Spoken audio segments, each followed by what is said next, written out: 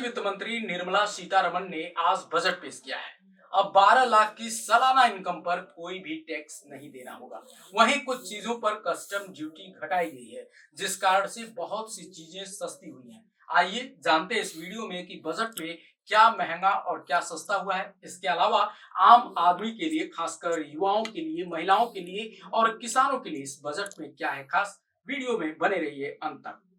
नमस्कार, मैं हूं लक्ष्मी शंकर मिश्र। आप देखना शुरू कर दिए हैं 24 अड्डा। आज जो बजट पेश हुआ उसके मुताबिक कैंसर सहित जीवन रक्षक दवाएं सस्ती हो गई हैं, इलेक्ट्रिक गाड़ी सस्ती हुई है, mobile phone, mobile battery, LED TV और कपड़े सस्ते हुए हैं। इसके अलावा फिश पेस्ट, लेदर गुड्स के दाम भी अब कम हो जाएंगे। ये तो थी सस्ती चीजें। जो चीजें महंगी हुई हैं उनके बारे में भी एक बार आप जान लीजिए।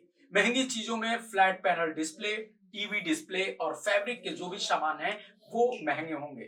बजट में किसानों की बात करें तो किसानों को एक तरह से तोहफा देते हुए किसान क्रेडिट कार्ड के तहत लोन लिमिट को 3 लाख रुपए से बढ़ाकर 5 लाख रुपए कर दिया गया है। यानी कि किसान अब 3 लाख की जगह 5 लाख रुपए तक का लोन ले सकते हैं। ये एक बहुत बड़ा तोहफा माना जाएगा किसानों के लिए। वहीं युवाओं के लिए बजट की बात करें तो नए स्टार्टअप के लिए 10,000 करोड़ रुपए के फंड का ऐलान हुआ है। ये एक तरह से नया फंड होगा और इसके जरिए स्टार्टअप्स की दुनिया में खास करके युवाओं के लिए काफी बेहतर सुविधाएं होंगी।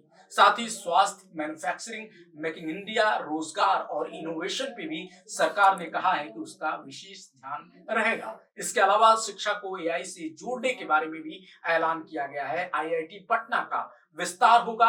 हर घर नल योजना पर सरकार अब ज्यादा फोकस करेगी। इसके अलावा पीपीपी मॉडल पर शहरों का विकास किया जाएगा। सरकार का फोकस ये है कि शहरों का विकास तेजी से हो और बेहतर तरीके से हो। वहीं जल जीवन मिशन को 2028 तक बढ़ा दिया गया है। कुल मिलाकर बजट में हर वर्ग को साधने की कोशिश हुई है। किसानों, युवाओं पर बजट पूरी तरह से केंद्रित रहा है। किसान क्रेडिट कार्ड में जहां बेहतर लोन की सुविधा मिली, वहीं युवाओं के लिए स्टार्टअप में इतना बेहतर सुविधा दिया गया और वहीं मध्य वर्ग को लुभाते हुए 12 लाख तक का टैक्स छूट जो दिया गया उसको काफी बेहतर माना जा रहा है। यही वजह है कि इस बजट को लेकर आम जो लोग हैं उनमें भी खुशी है। हमारे संवाददाता शुभम अवस्थी ने आम लोगों से इस बजट पे बातचीत की है। उन्होंने क्या कुछ कहा है, चलिए आपको सुनवाते हैं। वित्त मंत्री निर्मला सीतारमण ने आज बजट पेश किया है। बजट को लेकर लोग क्या सोच रहे हैं, आइए जानते हैं आखिर जनता बजट को लेकर क्या सोचती है। भाई साहब, क्या नाम आपका? अनूप, आज बजट पेश हुआ है, कैसे देखते हैं बजट को आप? बजट तो ठीक है, गवर्नमेंट भी अच्छी है। 12 लाख तक उसमें नॉर्मल पब्लिक के लिए छूट है, बट अभी रोजगार ही नहीं है क्षेत्र में। पहले रोजगार थे तब तो टैक्स की बात होगी। और जहां तक कि जो बजट में सबसे ज्यादा पैसा मिला है बिहार राज्य को मिला है, और बाकी ठीक है।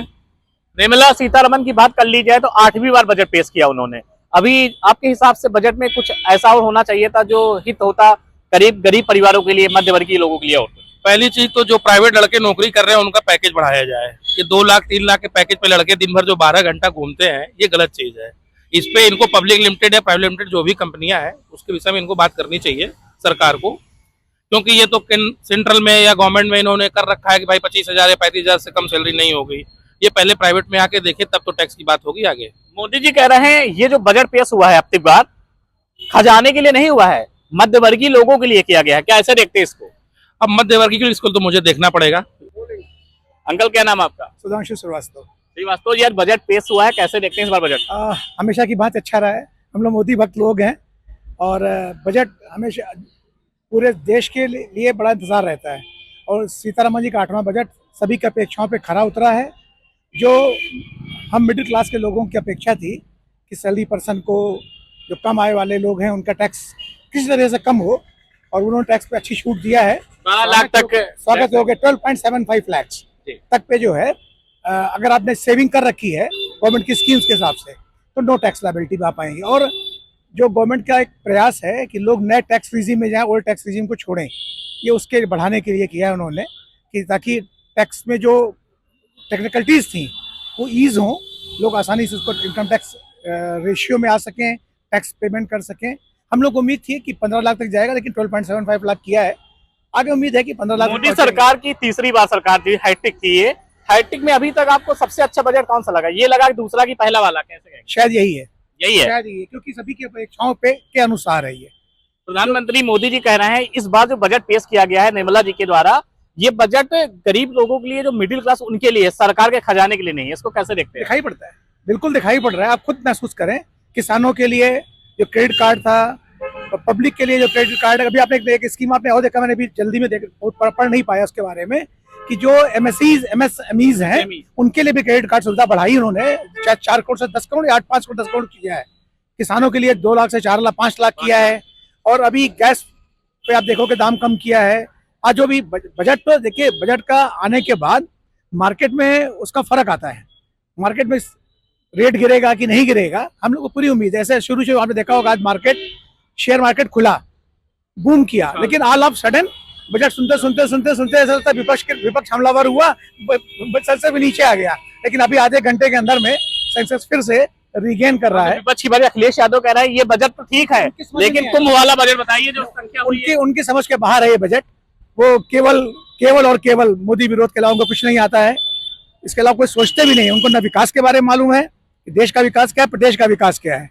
उन्हें केवल राजनीति आती है, विकास को देखना ही नहीं। इस बार बिहार को काफी अच्छी सौगात मिल गई बजट में, क्या कहेंगे? मिलना चाहिए, क्योंकि बीमारू राज्य था और नीतीश और मोदी जी की वजह से बीमारू राज्य। आज आप खुद देखेंगे, अभी 1 हफ्ते पहले इकोनॉमिक सर्वे आया है, उसमें आया कि बिहार और उड़ीसा दोनों ने जो टॉप 18 बड़ी स्टेट है उनमें बिहार 13 नंबर पे था, 2 नंबर पे आ गया और उड़ीसा नंबर 1 पे आ गया है।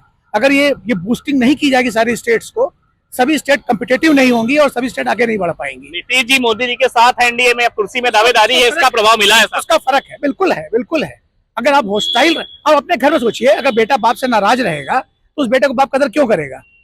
तो इसी तरह आप सोचिए ना कि अगर किसी स्टेट को जो हमारे ऊपर आश्रित हो गया है, हमसे जुड़ा हुआ है, उसे हम नेगलेक्ट क्यों करें? फिलहाल बिहार की जय हो गई है। बिल्कुल। अब ये सही, मेरी वाइफ बिहार की है, इसलिए मैं बहुत खुश हूँ। My God. पटना में कहाँ से आप? पटना की। राजा बाजार से। क्या कहेंगे बजट लेकर? बजट बहुत आपका अच्छा बजट कैसा इस बार रहेगा? बिहार स्पेशल है। कल की जेब तो बचेगी ना? बिहार स्पेशल। अच्छा, बिहार स्पेशल। नीरज जी, आज बजट पेश हुआ है देश का, कैसे देखते हैं बजट को इस बार?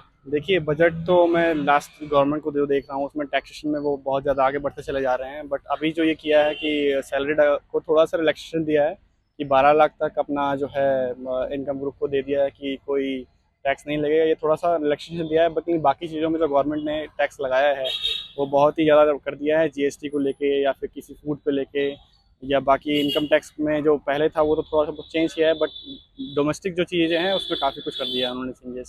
सीनियर सिटीजन्स को काफी ज्यादा सुविधाएं दी गई हैं, 50,000 से 1 लाख हो गया है सुविधाएं देने के लिए। इस बार का जो बजट था आपके हिसाब से अभी और बेहतर हो सकता था कुछ, क्या कहेंगे? कुछ बेहतर हो सकता था, लेकिन गवर्नमेंट को सोचना चाहिए था सीनियर सिटीजन के बारे में। बट वो अब कैसे देख रहे हैं इसको तो वही जान पाएंगे।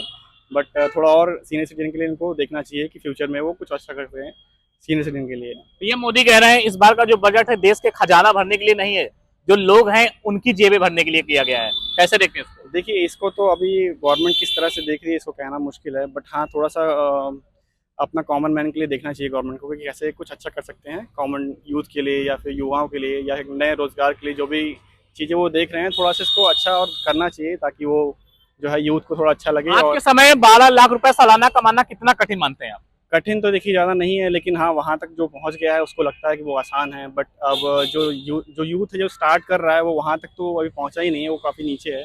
और इनकम ग्रुप जो देखूँ मैं अगर, तो ये मतलब बहुत ज़्यादा अचीव करने से बहुत मुश्किल नहीं है। बट अब वही है कि सेक्टर के उस पर डिपेंड करता है कि कैसा क्या होगा।